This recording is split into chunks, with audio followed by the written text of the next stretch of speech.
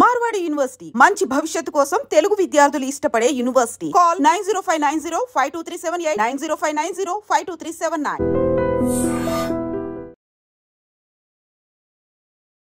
నమస్కారం, welcome to I dream. ధర్మ మార్గం విత్ విజిత కార్యక్రమానికి స్వాగతం.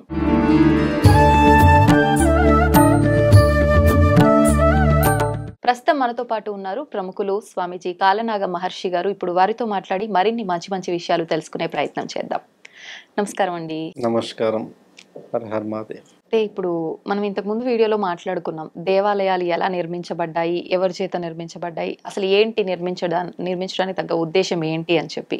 అంటే భక్తులందరికీ భగవంతుడు ఉన్నాడు అనే ఒక నిర్ధారణ కోసం ఆ దేవాలయాలు నిర్మించారు.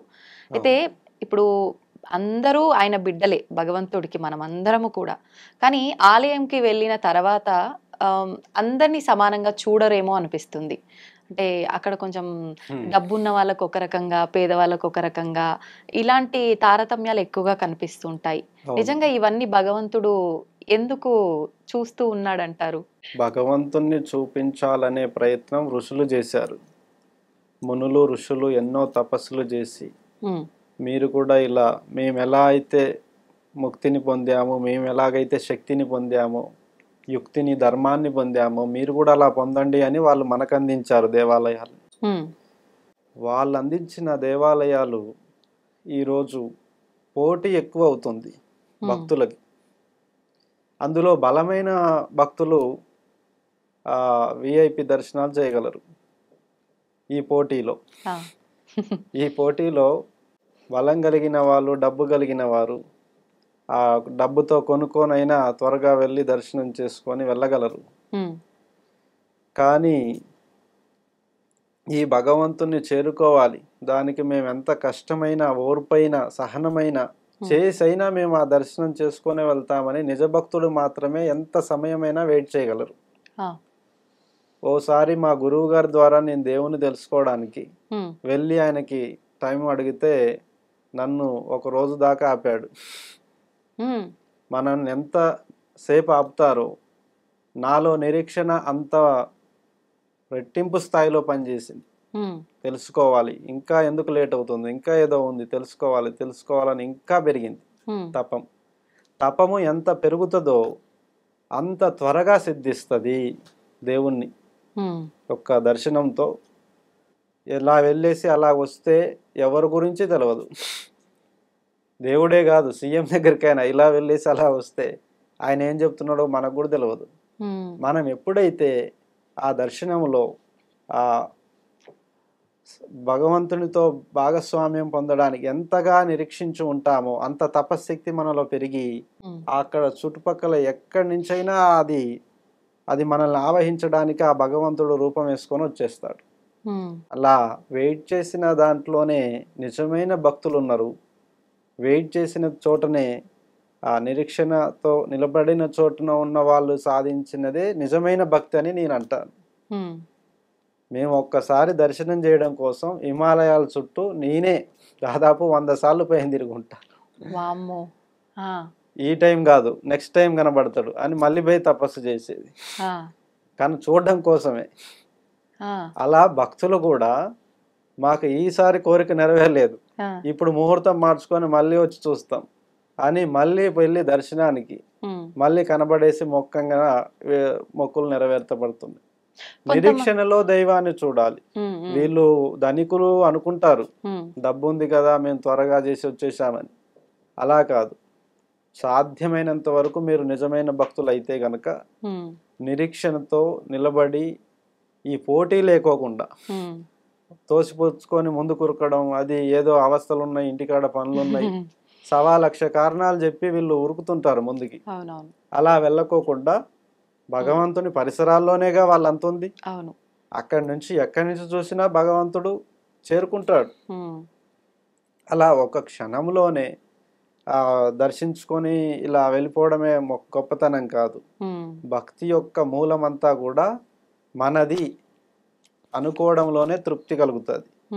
చూడగానే చూశాను, తెలుసుకోగానే తెలుసుకున్నాను, తినగానే ప్రసాదం తిన్నాను, ఇంకేమైనా తప్పులు గిప్పులు చేస్తే తలనీలాలు ఇచ్చైనా సమర్పించుకుంటాను అని వాళ్ళు పంచుకునే, భగవంతుడితో పంచుకునే భావం అది. దాన్ని తొందరపడితే ఎట్లా? ఇప్పుడు మీరు తలనీలాలు అన్నారు కదా, అవును. నిజంగా ఇది పురాణాల నుంచి శాస్త్రాల నుంచి ఉందా ఈ విధానం అనేది? ఈ చాలా మంది భక్తులు అనుకుంటారు ఈ పిచ్చి వాళ్ళలాగా ఈ జుట్లేంటి, గడ్డాలు, మిసాలు ఇవన్నీ ఏంటిది, చక్కగా తీసుకొని నీట్గా ఉండక ఏంటి బాధ అనుకుంటారు. ఇదంతా కూడా మన యొక్క ఆయువుని వెంటుక వాసిలో తప్పించుకొని తిరుగుతున్నాం మనం ప్రతిరోజు. ఓకే. ప్రమాదాలన్నీ కళ్ళ ముందు నుంచే పోతుంటాయి, వేల మందికి, లక్షల మందికి. వెంటుక వాసిలో తప్పించుకుంటారు.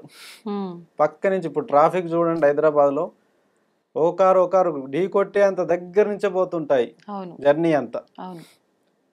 అలా చూడండి, ఒక రైలు పక్క నుంచే పోతుంది, ఒక ఏరోప్లేన్ పక్క నుంచే పోతుంది. ఎంట్రుక వాసిలో తప్పించుకొనే పోతున్నారు చాలా మంది. ఈ ఎంట్రుకలు దేవుని యొక్క సృష్టిలో విశేషమైన మూలాన్ని గ్రహించగలవు. ఎలా అంటే మనకు ఎటువంటి హానికారకమైనటువంటి ఏదున్నా కూడా ఇవి లోపల నుంచి బయటికి పంపించగలవు. సైన్స్ కూడా అదే చెప్తుంది. హెయిర్ అనేది ఒక వ్యక్తి 100 ఏళ్ళు బతికే ఆయుర్ధార శక్తి కూడా తన ఎంటికను చూసి కనిపెట్టవచ్చు. వారి హెయిర్ ఎంత హెల్దీగా ఉంది, వాళ్ళు ఎంత హెల్త్గా ఉన్నారు, ఎంత ఆరోగ్యకరంగా ఉన్నారో వారి యొక్క దేహముని బట్టి కాకుండా ఎంట్రుకను బట్టి కూడా చూసి చెప్పేయచ్చు. అది మళ్ళీ రేడియేషన్ని మనం బాగా ఎక్కడ ఆలోచిస్తామో మెదడుతోనే ఇక్కడే ఆలోచిస్తాం. ఆ బ్రెయిన్ని, ఈ యొక్క దేహాన్ని నడిపిస్తున్న తలని సంరక్షణలో ఈ యొక్క వెంట్రుక అత్యంత కీలకమైన దారి ఇచ్చింది. ఇది భగవంతుడే ఈ వెంట్రుకని మనకి వరంగా ఇవ్వడం వల్ల మనం అది మోస్తున్నాం. ఋషులు మునులు తలనీలాలు ఇవ్వరు. ఎందుకంటే వెంట్రుకలను ఎంత మనం మోస్తామో అంత మనకే వరంగా మారుతుంది. ఆరోగ్యము, ఆలోచన పనిచేస్తుంది, ఆరోగ్యం పనిచేస్తుంది. ఎటువంటి క్యాన్సర్ కానీ ఇది కానీ వెంట్రుకలు బాగున్న వాళ్ళకి ఏ వ్యాధులు రావు. అవి వెంటనే ఎటువంటి దుర్గంధంనైనా సరే అది త్యజించగలదు వెంట్రుకలు. అందువల్ల అది దివ్యత్వం ఉంది కాబట్టి మేము ఎంచుకుంటున్నాము, అంతేగాని మాకు ఫ్యాషన్ ఏం కాదు. ఇప్పుడు మామూలుగా అంటే తలనీలాలు సమర్పిస్తే మనకున్న దోషాలు పాపాలు అన్ని తొలగిపోతాయి అని చెప్పి చాలా మంది ఆరోగ్యం బాగాలేకపోయినా కూడా వెళ్ళి ఇలా తలనీలాలు సమర్పించడం, తలనీలాలు ఇవ్వడం అనేది శిక్ష లాంటిది. మనం చేసినటువంటి పాప కృత్యాలకి శిక్షగా ఏం తీసేయలేము. బాడీలో ఏది తీసేసినా కష్టమే. కాబట్టి ఆ శిక్షని అంగీకరించడం కోసం ఎంతో విలువైన జుట్టుని వారు తీసి శిక్షగా వదులుకోవడం జరుగుతుంది. అంటే ఈ తలనీలాలు వెనకట తప్పులు చేసిన వాళ్ళకే ఇచ్చేవాళ్ళు. తప్పు చేయని వాళ్ళు ఎట్టి పరిస్థితుల్లో తలనీలాలు చేయకూడదు. అలా చేస్తే లేని తప్పును వాళ్ళు వేసుకున్నట్టే అవుతుంది. అలాగే ఏదో ఒక సందర్భంలో తప్పు చేయడమో, ఎవరినో ఒకరిని శిక్షగా చేయడమో, తెలుసో తెలియకో చేసిన తప్పులు ఉంటాయి కదా, వాటి పాపభారాల నుంచి విముక్తి కోరుకొని మాత్రమే ఈ తలనీలాలను ఖండించడం జరుగుతుంది. అంతేగాని నిజమైన భక్తి ఆచరణలో తలనీలాలు పెంచుకున్నవాడే ఋషి అవుతాడు. తలనీలాలు ఇవ్వకుండా పెంచుకున్నవాడు, ఎంట్రుకలను పెంచుకున్నవాడే ఋషి అవుతాడు. ఋషి అయిన వాడే లోకోత్తర్మ పాలన చేయగలుగుతాడు. ఇప్పుడు మనం మానవులుగా ఉన్నాము. మానవుల్లో సంపూర్ణమైన వాడు ఋషి. సంపూర్ణ మానవతా జన్మను గ్రహించిన వాడు ఋషి. అంటే చిన్న, మధ్య వయసు, ముసలివారు, ఇలా మానవ జన్మ సంపూర్ణ గతిని తెలిసిన వాళ్ళు ఋషిగా పిలువబడతారు. అంటే వారికి మానవత జీవితంలోని ఆ మొదలు క్షణం నుండి చివరి క్షణం వరకు అన్ని విలువలను తెలుసుకొని పాటించి నడిపే వాళ్ళని మాత్రమే ఋషులు అని పిలుస్తారు. ఇప్పుడు అంతగా తెలుసుకునే వాళ్ళు ఏం లేరు. అంటే అది వయసుతో సంబంధమా, అనుభవంతో సంబంధమా? అది గ్రహించుటలో సంబంధం. గ్రహించుటలో ఇప్పుడు మీరు నా పట్ల రెస్పాండ్ అవుతున్నారు, నేను మీ పట్ల రెస్పాండ్ అవుతున్నా. ఇది నిజమైన మానవాళి యొక్క అనుబంధ చర్య. ఓకే. ఈ అనుబంధ చర్యలో అనేక విషయాలను గ్రహించిన వాడు, మేలు చేయగలిగిన వాడు ఇలా ఋషి ఆచరణలో ఇలా నడపబడుతుంది. ఇప్పుడు బంధాలు అనుబంధాలు అన్నారు. ఇప్పుడు భూమిపైకి వచ్చిన తర్వాత తల్లి కడుపులోంచి ఒక శిశువు జన్మించిన తర్వాత పెరుగుతూ పెరుగుతూ ఒక వయస్సు వచ్చిన తర్వాత మళ్ళీ వాళ్ళకంటూ వివాహం అని చెప్పి ఒక కుటుంబము, పిల్లలు అదంతా కూడా ఏర్పడుతుంది వ్యవస్థ. కొంతమంది ఆ వ్యవస్థని కరెక్ట్గా ముందుకు తీసుకెళ్ళగలుగుతారు. కొంతమంది మాత్రం ఎందుకు చేసుకున్నాను ఇవన్నీ, నేను అంటే తట్టుకోలేకపోతున్నాను అని చెప్పి ఒక వైరాగ్యం తోటి వదిలేసి వెళ్ళిపోయే వాళ్ళు ఉంటారు. నిజంగా అంటే ఆ పర్పస్ వాళ్ళు నిర్వర్తించకుండా, బంధాలను నిర్వర్తించకుండా అలా వెళ్ళిపోవడం అనేది కరెక్టే అంటారా? మీరు చాలా గౌరవంగా చెప్తున్నారు వారి గురించి. తల్లిదండ్రుల దగ్గర పెరిగి అన్ని తెలుసుకొని ఉన్నవాడికైతే ప్రతి బంధాన్ని పోగొట్టుకోడు. కరెక్ట్. ఈ ప్రతి బంధాన్ని పోగొట్టుకుంటున్న వారి సంఖ్య ఇప్పుడు ఎక్కువ ఉంది. అవును. తల్లిదండ్రులను కూడా వదిలేసిపోతున్నారు, చాలా మంది భార్యను కూడా వదిలేసిపోతున్నారు. ఏ చిన్న విఘాతం కలిగినా, ఏ చిన్న ఇబ్బంది వచ్చినా అది వాళ్ళ సర్దుకుపోవడము, కలుపుకుపోవడం అనే దాన్ని వదిలేసి విరక్తి పెట్టి నీ వల్ల కావట్లేదు కదా, నువ్వు నాకు ఉపయోగంలో వదిలేసి వెళ్ళిపోవడమే. ఇలాంటి వైఖరి అనేది ప్రమాదం, వారికే ప్రమాదం. ఒకరితో కలవడం, ఒకరితో విలువని పంచుకోవడం, ఒకరితో శక్తిని, ఆరోగ్యాన్ని, విశేషమైనటువంటి బంధాలను కలుపుకొని వెళ్ళిన వాళ్ళే నిజమైన మానవుడు అంటారు. లేదంటే మానవుడు అనరు, మృగము. మనల్ని జంతువుల నుంచి మినహాయించి మానవాళి అని ఎందుకు పెట్టారు జ్ఞానులు? జంతువులకి జ్ఞానం లేదు, మనకి ఉంది అని. మనకి జ్ఞానం ఉంది, జంతువులకి జ్ఞానం లేదు. ఆ నియమ నిబంధనలు ఇవి ఏమి తెలియవు వాటికి. మేలు జరుగుతుందో అది కూడా తెలియదు. తినడం, పడుకోవడము, కనడం అంతే వాటికి తెలిసింది. మానవాళి జంతువులను దాటి ఒక మనిషిగా పరివర్తించినప్పుడు ఒక మనిషి అనేటువంటి క్రమం మొదలైంది.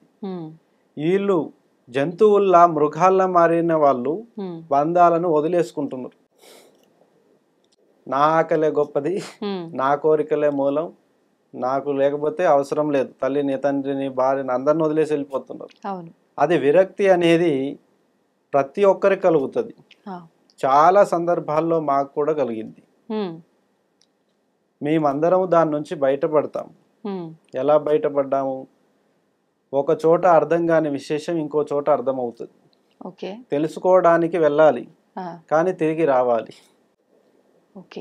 తెలుసుకోవడానికి వెళ్ళిన వాళ్ళు తిరిగి రావాలి, తిరిగి ఆ బంధాన్ని కలుపుకోవాలి. తెలుసో తెలియకో విడిపోతారు ఎవరైనా. పని కుదరనప్పుడు, కలవనప్పుడు విడిపోతారు. కానీ తిరిగి తెలుసుకొని కలిసిన వాళ్ళు నిజమైన మానవాళ్ళని నేను అంటాను. అందరిని తెంచుకుంటూ పోతే అతను ఏం కోరుకుంటున్నట్టు తనకే అర్థం కాదు. అవును. ఇప్పుడు భార్యాభర్తల విషయానికి వస్తే ఒకరిపై ఒకరికి అంటే గౌరవం లేకపోవడము, ఆ వాల్యూ ఇవ్వకపోవడము, ఆ ప్రేమాభిమానాలు చూపించుకోకపోవడము, ఇలాంటివే ఎక్కువగా చూస్తున్నాం. కానీ గతంలో తీసుకుంటే మన పెద్దవాళ్ళ విషయం నుంచి కనుక తీసుకుంటే అసలు ఇలాంటివి ఎక్కడ కూడా చోటు చేసుకున్నట్టుగా కనిపించలేదు. ఇప్పుడు విడాకుల సమస్య కూడా చాలా ఎక్కువైపోయింది. కానీ అసలు ఇంతకుముందు విడాకులు అనేదే లేదు. వాళ్ళు మరణించే వరకు కూడా భార్యాభర్తలు ఇద్దరు ఎంత వయస్సు వచ్చినా కూడా కలిసి ఉండి దంపతులుగా ఉన్న వాళ్ళనే చూసాం. నిజంగా అసలు మన పురాణాల్లో, శాస్త్రాల్లో దీనికి సంబంధించి ఏం చెప్పబడి ఉంది అసలు భార్యాభర్తల అన్యోన్యత గురించి?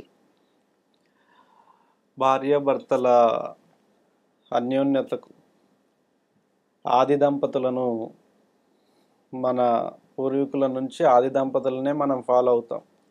శివుడు, పార్వతి ఎన్నటికీ వేరు కాలేదు. వాళ్ళిద్దరికి ఎన్నో విషయాలలో తేడాలు ఉన్నా కూడా ఆ అన్నిటిలోనూ తిరిగి కలిసేటువంటి గుణం నిజమైన భార్యాభర్తలకు ఉంటుంది. భార్య తన్ని సరిగ్గా చూసుకోవట్లేదని భర్తని నిందించడం, భర్త సరిగ్గా చూసుకోవట్లేదు అని భార్య చెప్పడం, భార్య సరిగ్గా చూసుకోవట్లేదని భర్త చెప్పడం, అది నిందించుకోవడం లాంటివి. నిందను మీరే వేసుకుంటే చూసే జనాలు ఏమనుకుంటారు? ఎవరికని సపోర్ట్ చేస్తారు? అవును. ఆ శివుడు పార్వతి ఎలాగైతే కలిసి ఉన్నారు, మీరు కూడా శివపార్వతుల్లాగా నిండు నూరేళ్ళు చల్లగా బతకండి అని అంటారు. కోప తాపాలను జయించేటువంటి మానవ దృక్పథం ఉంది కదా. ఫస్ట్ మనం ఒక మనిషి అనుకుంటే గనక ఒక తోడు అవసరం. ఓ తోడు అవసరం లేకుండా ఈ జన్మ ప్రయాణం చాలా కష్టమైనది, క్లిష్టమైనది కూడా. జీవితాంతం ఈ తోడుని నేను నాలో కలుపుకోవాలి, నాలో ధరించాలి. ఇప్పుడు మనం ఒక వస్త్రాన్ని రోజు వాష్ చేసి శుభ్రంగా ఉంచుకుంటేనేగా అది 10 కాలాలు మన దగ్గర ఉంటుంది. ఎలా పడితే అలా వాడితే వస్త్రం చినిగిపోతుంది. ఇలా ఇది కూడా ఒక భార్య అయినా భర్త అయినా సరే జీవితాంతం నా ప్రాణానికి పక్కనే ఉండాలి తోడుగా అనుకునే వాళ్ళ కోసం మనం తల వంచినా తప్పులేదు, ఓ మాట పడినా తప్పులేదు. వారినో వాళ్ళైనా మేల్కొనేదాకా ఆగాలి, లేదా మనం మేల్కొనేదాకా వాళ్ళైనా ఆగాలి. కొంత సమయం ఇవ్వాలి. వీరు తొందరపడిన వాళ్ళ వల్లే ఈ విడాకులు, విడిపోవడాలు, ఈ తొందరపడే వాళ్ళతో వస్తున్న అనర్థాలే గాని అప్పటి కాలం వాళ్ళు పెద్ద వయస్కులు ఎందుకు విడిపోలేదంటే వాళ్ళు తొందరపడే వ్యక్తిత్వం లేదు. ఇప్పుడు వాళ్ళు ఈ పరికరాలు, ఈ ఫాస్ట్ లైఫ్ని వీటిని పడి తొందరపడడం బాగా అలవాటు చేసుకున్నారు. అప్పటి వాళ్ళు ఇలాంటి గొడవలు చాలా జరిగినాయి. భర్త మీద భార్య అనుమానించడం ఇవన్నీ అప్పుడు కూడా ఉన్నాయి. కానీ వాళ్ళు తొందరపడేవారు కాదు.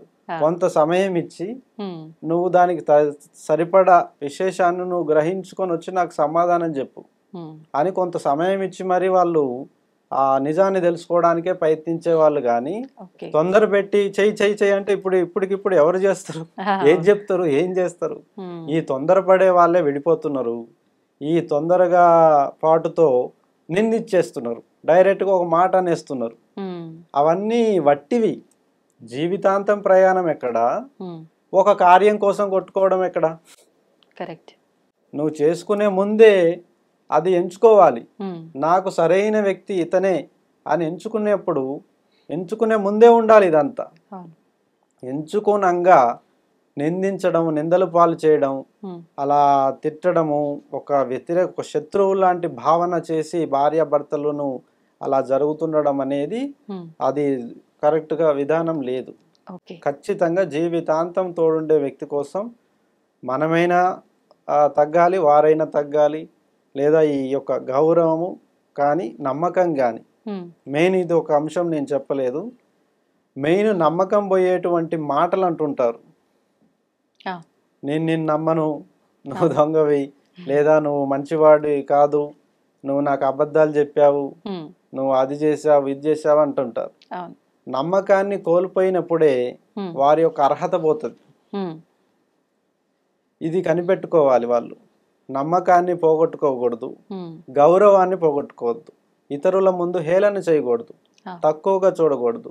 ఎందుకంటే నీ ప్రాణానికి ప్రాణం తోడనుకున్న అమ్మాయిని, జీవితాంతం తోడనుకున్న అమ్మాయిని ఇతరుల ముందు హేళన చేస్తే అది ఎంత విరుద్ధంగా ఉంటది. మనమే 100 మార్క్స్ ఇచ్చి మనమే వెధవా అన్నట్టు ఉంటది. అర్థమైంది? అలా ఇది సంపూర్ణంగా ఒక తోడు గురించి తెలుసుకునేటువంటి ఆ క్లాస్ని పెద్దల నుంచి నేర్చుకోండి. ఎందుకంటే మీరే తన తోడుని నిందించడం కాకుండా అసలు భార్యాభర్తలను ఎలా నడుచుకుంటే 10 కాలాలు సంతోషంగా అన్యోన్యంగా జీవనాన్ని ఎలా గడుపుతామో, ఎవరైనా పెద్దల సలహాలు, ఉన్నతమైనటువంటి సలహాలను పాటించుకొని దాన్ని జీవితాంతం తోడుగా ఉండే విధంగా మార్చుకోవచ్చు. మన ధర్మము అలా పార్వతి పరమేశ్వరులను చూపించే ఆ విధంగా ఎంతో మందికి ఆదర్శంగా నిలవించారు. ఇంట్లోనే స్త్రీకి విలువ లేదేమో అనే ఒక భావన చాలా మంది ఆడవారిలో ఉంది అని అనిపిస్తోంది ప్రస్తుత రోజుల్లో. నిజంగా మన ధర్మం ప్రకారం స్త్రీ ప్రాముఖ్యత ఏంటి? ఎటువంటి స్థానం ఉంది స్త్రీకి? మన ధర్మం ప్రకారంగా సంపూర్ణ జీవితాన్ని గతించి చూయించేది శ్రీమూర్తిగా మనం పూర్వీకులు కొలిచారు. అందుకే ఇంట్లో బాధ్యతలు, బంధాలు, నిర్ణయాలు అన్నీ కూడాను స్త్రీకే ఇచ్చేవాళ్ళు అర్హత. ఇంటికి దీపం ఇల్లాలు అని అంటారు. అంటే ఇంటికి దీపం పురుషుడు అని ఎందుకనలేదు, భర్తే అని ఎందుకు అనట్లేదంటే సంపూర్ణ మానవ జన్మలో కూడా పురుషుల కంటే ఎక్కువ అధికారం స్త్రీకే ఉంది. ఈ మానవులలో జీవితంలో మొత్తం కూడాను పురుషుల కంటే ఎక్కువ అధికారం స్త్రీకే ఇవ్వబడింది.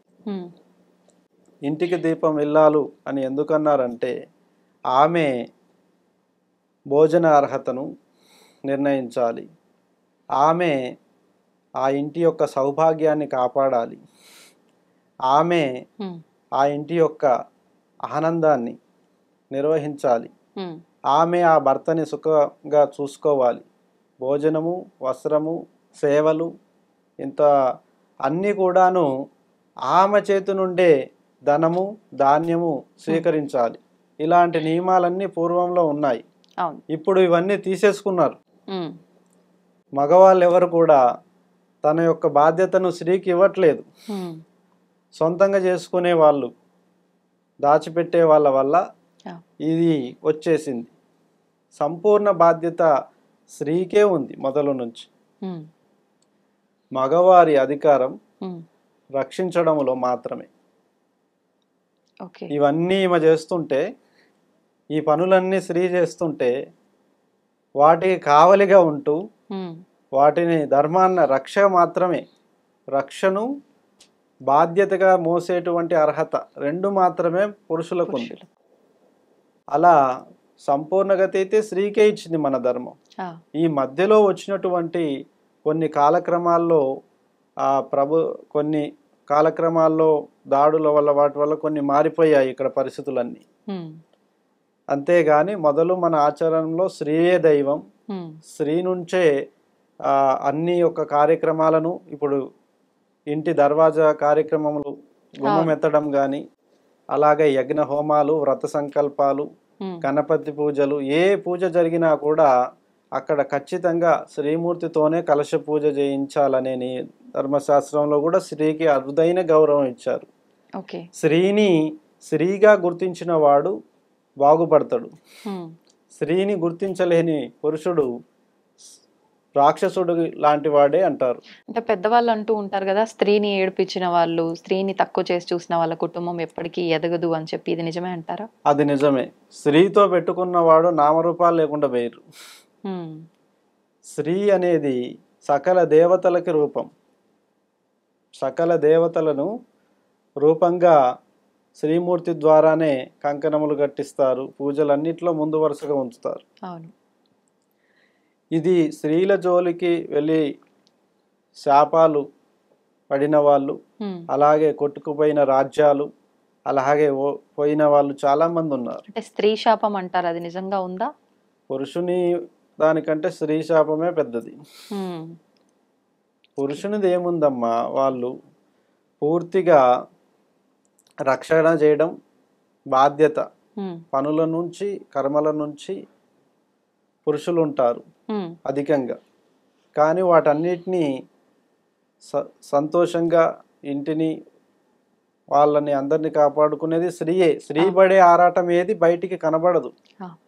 పురుషుడు బయటే ఉంటాడు కాబట్టి పురుషుడు ఏడ గాలికి తిరిగి వచ్చినా పెద్ద పని చేసుకొని వచ్చినట్టే కనిపిస్తారు.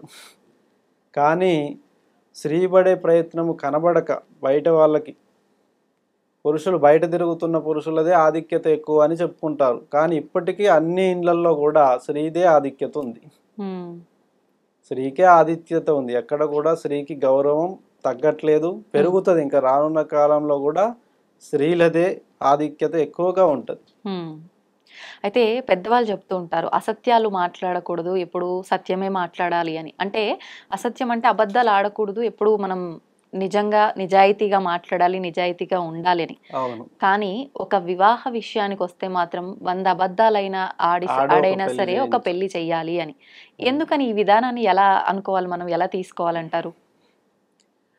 వాస్తవానికి వివాహం అనేది పెద్దలు చేసే పెళ్లి కాదు. వాస్తవానికి అలాగంటే సీతారామచంద్రులు మనకి ఎంతో ఆదర్శమైనటువంటి దంపతులు. శ్రీరామమూర్తి గాని సీతాదేవి గాని. అమ్మాయి తరపున మాత్రమే తండ్రికి అర్హత ఉంటుంది. అబ్బాయి తరపున తండ్రికి అర్హత ఉండదు. శ్రీరాముడు విద్య నేర్చుకోవడానికి తన గురువు విశ్వామిత్రుని వెంట వెళ్ళడంతో ఆ దారిలోనే అక్కడ వివాహ పరిచయం జరుగుతుంది. స్వయంవరం పెట్టారు. అంటే వివాహ అర్హత ఎవరు వెతుక్కోవాలి? వాళ్ళే చూస్ చేసుకోవాలి. అమ్మాయే వెతుక్కోవాలి. అమ్మాయే తన తోడుని వెతుక్కోవాలి. అలా స్వయంవరంలో తన తండ్రి ఎదుటగా, ఎందుకంటే తండ్రి నుంచి విడిపోతుంది కాబట్టి తండ్రి అమ్మాయి తండ్రి సమక్షంలో స్వయంవరం ఏర్పాటు చేస్తారు. అలాగే అక్కడికి వెళ్ళినటువంటి శ్రీరామచంద్రుడు అక్కడికి వెళ్ళి పాల్గొని ఆమెను మెప్పించడం జరిగింది. ఇక్కడ వరుడు స్వయంగా మెప్పించగలిగే వరకే, కానీ పూర్తి నిర్ణయం అమ్మాయే తీసుకుంది. అమ్మాయి స్త్రీ ఎంచుకుంటేనే అది వివాహం, పురుషుడు ఎంచుకుంటే అది వివాహం కాదు. ఆ నియమం దేవతల కాలం నుంచి ఉంది. మరి ఇప్పుడు అలా లేదు ఎందుకని? అప్పుడు స్వయంవరంలో కూడా తాలిబొట్టు కట్టడం ఉండదు. పూలమాల, విధికి సాక్షాత్కరంగా ఆ యొక్క పూలమాలను, పుష్పమాలను ఎవరి మెడలైతే వేస్తారో వారే భర్త. విధి వరించిన వాడు వరుడు. మంగళ సూత్రాలు, ఇవన్నీ చెప్తాను, అవి కూడా శాస్త్ర ప్రమాణం ఉన్నవే. ఎప్పుడైతే స్త్రీ విధి ద్వారా వరిస్తుందో, అంటే పూలమాల ద్వారా వరిస్తుందో వాళ్ళే నిజమైన భర్త తనకి అనే శాస్త్ర నియమం. అంటే విధి కలిపింది, విధి విడగొట్టదు. విధే కలిపింది కాబట్టి విధి విడగొట్టదు అనే భావంతో మొదలుగా ఈ స్వయంవరాలే జరిగాయి. స్వయంవరాలే జరిగి వాళ్ళు ఎంతో చక్కగా వాళ్ళు ఇష్టపడ్డ వాళ్ళని వాళ్ళే చూజ్ చేసుకొని, పరీక్ష పెట్టైనా చూజ్ చేసుకొని అయినా వాళ్ళు ఆనందంగా గడిపారు. ఇష్టపడి తెచ్చుకున్న దాన్ని పోగొట్టుకోము ఎప్పుడు. ఇప్పుడు ఇష్టం లేకుండా తెచ్చుకున్నవి వెళ్ళిపోతున్నాయి, మధ్యలోనే వెళ్ళిపోతున్నాయి అవి. ఇలా 10 మంది దూరి చేసే పెళ్లిని పెళ్ళే కాదంట నేను. 10 మంది చూసి దూరి వాళ్ళ ఒక ఇద్దరి నిర్ణయంలో 10 మంది దూరి ఇష్టం వచ్చినట్టుగా వాళ్ళు కలిపేస్తే తర్వాత జరుగుతున్న గొడవలన్నీ ఇలాగే ఉంటాయి. అవును, అప్పుడు వాళ్ళు బాధ్యులు అవుతారు, దానికి వాళ్ళే ఆ 10 మందే బాధ్యులు అవుతారు. అవును, ఇక్కడ గురువు తీసుకెళ్తున్నారు, కానీ ఎంచుకునే అంశం మాత్రం వాళ్ళిద్దరికే ఇవ్వాలి. కరెక్ట్. అయితే స్వయంవరంలో పూలమాల విధి వరించిన వరుణ్ణి ఆమె తీసుకుంటారు. తదుపరి విధి అనేది ఒక గుర్తుగా, ఆ అబ్బాయి గుర్తుగా ఏదైనా విలువైన వాటిని ఆ అమ్మాయికి ఇవ్వాలి. అప్పుడు తాళి వచ్చింది. అమ్మాయి ఇచ్చేది పుష్పమాల. స్వయంవరంలో ఇరువురు చేసుకున్నారు. అయితే ఆమె నా భార్య అనే అర్హత పొందడం కోసం ఈ అబ్బాయే తన కష్టార్జితంలో ఉన్నటువంటి ఏదో ఒక విలువైన ఆభరణాన్ని కానీ అది కానీ తనకు వేయడం జరిగింది. ఆభరణాన్ని వేయాలంటే తాడు కావాలి కదా. అవును కదా.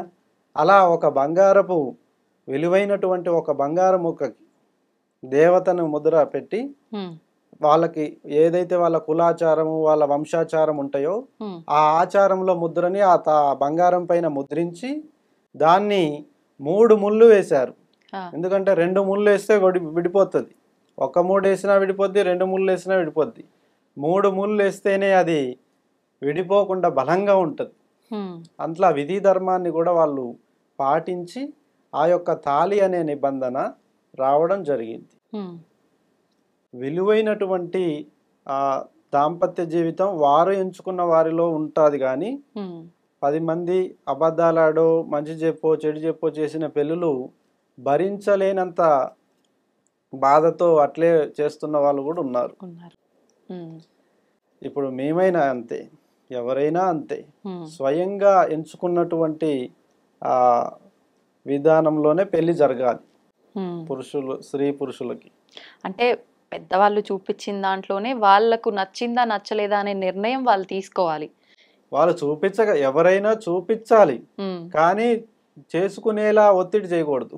ఇప్పుడు మళ్ళీ ఎవరికి నచ్చింది వాళ్ళు ఇరువురికి ఇష్టం ఉండాలి అని అంటే ప్రేమ వివాహాలు ఎక్కువైపోతున్నాయి కదా. ప్రేమ అంటే అది నాకు ప్రేమ ఉంది అని అతను వెంట పడతాడు అమ్మాయి వెంట. కానీ ఆ అమ్మాయికి కనిపించాలి కదా, తను చెప్తే సరిపోదు. ప్రేమ అనేది అందరూ చూపించగలరు. అమ్మ నాన్న చూపించగలరు, స్నేహితులు చూపించగలరు, మన అభిమానులు చూపించగలరు. ప్రేమని ప్రతి ఒక్కరు చూపించగలరు. దాన్ని చెప్పి పెళ్లి చేయకూడదు. ప్రేమని చెప్పి పెళ్లి చేయకూడదు. ఎప్పుడు జీవితాంతం మోసే అర్హతని నువ్వు అతనిలో చూసావా లేదా అని అడగాలి. ప్రేమ అంటే అందరు చూపిస్తారు. అందరు చూపించే ప్రేమ వేరు. తను ఎంచుకునే వ్యక్తి చూపించాల్సింది ప్రేమ కాదు, ప్రాణాన్ని చూపించాలి. ప్రాణంతో లయమైనటువంటి నియమ నిబంధనలు ఉండాలి. ఒత్తిడి చేసి ప్రేమిస్తున్నా అని మీద పడకూడదు. అదేలా కలుగుతుంది నమ్మకం? ఇప్పుడు నన్ను నమ్మండి అని మీ అందరి మీద పడితే మీరు నమ్ముతారా? లేదు, కాదు కదా. అలాంటి నడవడిక ఉండాలి, అలాంటి ప్రవర్తన ఉండాలి, అలాంటి జ్ఞానము, అలాంటి సౌమనతత్వం ప్రదర్శిస్తూ ఆ లయంలో అలా ఒదిగిపోవాలి. గాని అది బలవంతంగా పోయి నన్ను నమ్మండి నేను ప్రేమిస్తూ అని మీద పడేలా చేస్తే అలా అలా ఎలా కుదురుతుంది? అది రాంగ్ అవుతుంది. అందుకే ప్రేమ అనేది ఈ విధంగా నేను చెప్పగలుగుతున్నా.